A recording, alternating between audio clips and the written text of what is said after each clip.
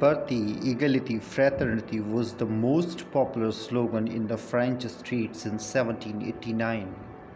Yes, I'm talking about an inspiring, interesting historical revolution, the French Revolution, where common people stood against the injustice, inequality, monarchy, serfdom, and realized the ideals of liberty, equality, justice, and fraternity. Equality before the law, freedom of speech and expression, right against exploitation, which we think are essential for modern democracies, originated during the French Revolution. The fundamental rights which are essential part of our constitution can be traced in the French Revolution. Ideal of nationalism, separation of power, secularism became popular all around the world. It helped in shaping the modern democratic values. It inspired the colonial countries like India to fight for their freedom. We call it a revolution because the common public came out against the monarchical system, feudal system, and transformed the political, social structure of the France by violent means. To understand this revolution better, we have to go 200 years back in an old political social order that existed before 1789, which we called the Ancien regime, where an absolute monarch, Louis XVI, from Bourbon family, ruled with her queen Marie Antoinette, who was the Princess of Austria. They had 4 kids. They lived lavishly in comfort in Grand Palace of Versailles at Paris. Inequality, injustice, privileges, exploitation, slavery, serfdom, hunger, political, social corruption, and the economic crisis were the common characteristics of this ancient regime. Nothing happens without reason. Like other historical events, French Revolution was the result of various causes. To get them out, we are going to explore political, social, and economic origins of the revolution. Try to find them out in the ancient regime. By understanding the economic, social, political, and religious conditions of that time.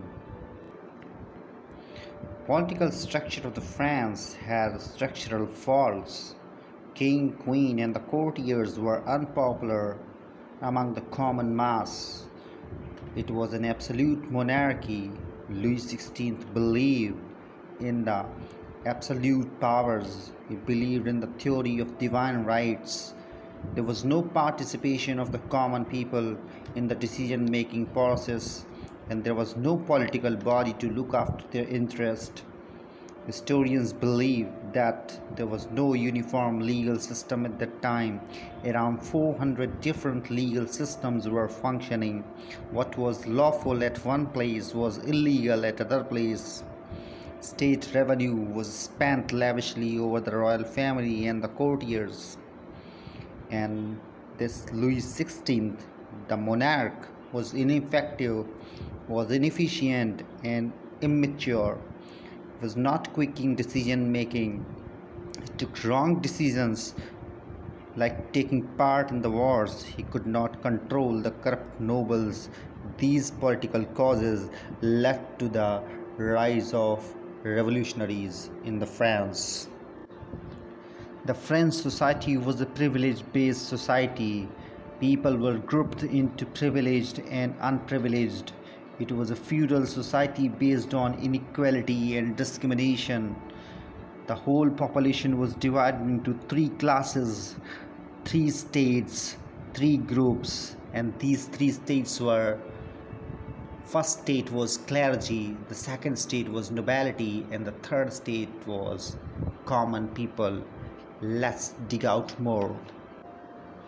The first two states in the French society were the part of the privileged group, means the clergy, the first state, and the nobility, the second state. Clergy was very less in number, but they controlled the large part of the land and the revenue. It included the bishops, fathers, priests of the Catholic Church. They were rich and prosperous. They collected the tithes, that was 10% of the agriculture produced from the farmers. They were divided into higher clergy and the parish priest. The higher clergy was rich and prosperous, while the parish priests live in the poverty. The second privileged group was the second state, the nobility. It was the center of the feudal system. They lived in the palaces. They collected the taxes and the feudal dues. Like the clergy, they were exempted from the taxes. They had higher positions in the government, in the military, in the law courts. Can you tell what was common among them? So the third stage, the commoners, they were the majority of the French population. They were around 90% of the total population, but they just controlled the 40% of the land. There were three segments inside the third state. The peasants, which were the majority of the population of the third state, they were around 80% of the total population. This was the largest segment of the third state. And the second state included the craftspersons, shopkeepers, and other wage earners in the cities. They lived in the urban areas. And the third segment was the middle class, which was very important during the French Revolution because they led the whole revolution. And this middle class was educated and it was rich because they earned a lot of money through the overseas trade, manufacturing, and services. And middle class included the merchants, industrialists, bankers, lawyers, public service holders, bureaucrats, doctors, writers. They were 8% of the total population and owned around 20% of the land. Now, can you tell what was common among these three segments? Yes, all of these three segments in the third state paid taxes, heavy taxes. Only third state paid the taxes, while the first two states were not paying any kind of tax. First two states had all the political rights and the privileges, while the third state had no political rights. They were unprivileged. And the third state, most of the people were poor. They were exploited and faced discrimination. This social inequality led to the French Revolution.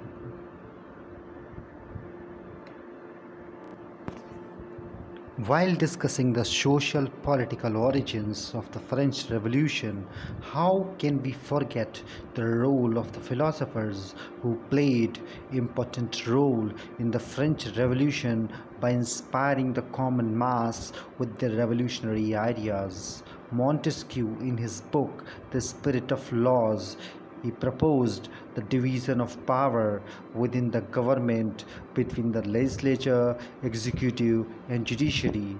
This form of government came into force for the first time in USA. John Locke, he refuted the doctrine of divine and absolute right of the monarch in his book Two Treatises of the Government, which believed that monarch got the power by the god and those powers are absolute, cannot be challenged. Rousseau, the famous philosopher, believed that government is based on social contract between the people and the representatives. This gave birth to the representative form of government later. These philosophers, their ideas of enlightenment were discussed everywhere. People began attacking on existing institutions and started talking about liberty, equality, and fraternity. Life of the people revolved around the church. Women went to church 3 to 5 times. Catholic Church was dominant there. It was the official religion of the France. Church was rich, prosperous, and dominant because church collected tithes. It was 1/10 of the agricultural produce for the festival celebration, for baptism, for funerals. It was a superstitious form of religion. People could not raise their voice against the corrupt religious authorities. There was no room for doubts. Commoners had to follow without asking the questions. Questions were not tolerated. Superstitions like ordeal of water and ordeal of iron were common and irrational. Do you know what happened in the ordeal of iron? The accused was forced to hold the hot iron rod without burning to prove their innocence. This kind of religious exploitation, blind faith, and irrationality led to the rise of revolutionaries in the France. The most prominent and the immediate cause of the French Revolution was the financial crisis, the economic conditions of the France during the Louis XVI. You know, after Louis XIV in 1774, when Louis XVI became the king of the France, treasury was almost empty due to the long years of war against the Britain. He took a wrong decision to take part and to help the American colonies in their independence, to strain the financial resources of the France. To solve this all, he increased the taxes and taken the debt of 2 million livres, and their lenders began charging 10% of the interest on the loan. This led to the financial crisis in the France. Condition became worse when in 1787 and in 1788 there were droughts, there were bad harvests, industrial depression, and the population increase. This resulted in the subsistence crisis in these years. Subsistence crisis means people are unable to get the food to fulfill their basic needs, right? So means people were unable to fulfill their basic needs. There was food shortage, there was inflation, unemployment. 1/3 of the population in the France was trapped in poverty and in hunger. This became the immediate cause of the revolution, and Louis XVI called the meeting of States General to fix this problem. To fix the financial crisis, Louis XVI called the meeting of the States General on 5th May 1789. It was a political advisory body that met after 175 years. It had representatives from the 3 states. There was no fair representation in it because each state had only one vote, while the number of the third state was more. They asked or demanded for the fair representation, but the king and the first 2 states were not agreed. When they realized they would not get the fair representation, they walked out from there and reached in the tennis court. There they proclaimed the tennis court oath, decided not to separate without framing the new constitution. They declared themselves as the National Assembly of the France.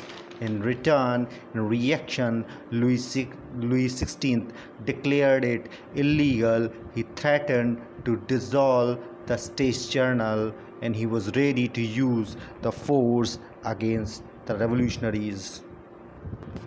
In response to the Louis XVI harsh step, on July 14, 1789, hungry poor people of the France armed themselves and stormed the prison of Bastille. They dismantled it, brick by brick. They all were armed and were ready to kill corrupt nobles and clergy. National Assembly took the control of Paris, and this was the outbreak, was the beginning of the French Revolution. Soon France became the constitutional monarchy. In the last episode of the monarchy, the last monarch of France, Louis XVI, tried to run away from the France with the royal family, but he was caught in June 1791. He was forced to wear middle-class dress with his family, as you can see in this caricature. Queen Marie Antoinette and King Louis XVI with their kids in middle-class dress. Now he was called Citizen Louis. He was kept separately from his family. He was charged with treason and was guillotined in 1793, January 1793. He was guillotined and beheaded. And last, Mary was kept under the strict surveillance and was guillotined in October 1793, just 9 months after the death of her husband. Her son was locked in a dark chamber where he was abused by the jailers. He died with TB. He became emotionally unstable. Family was buried with the other guillotine victims in the mass graveyard.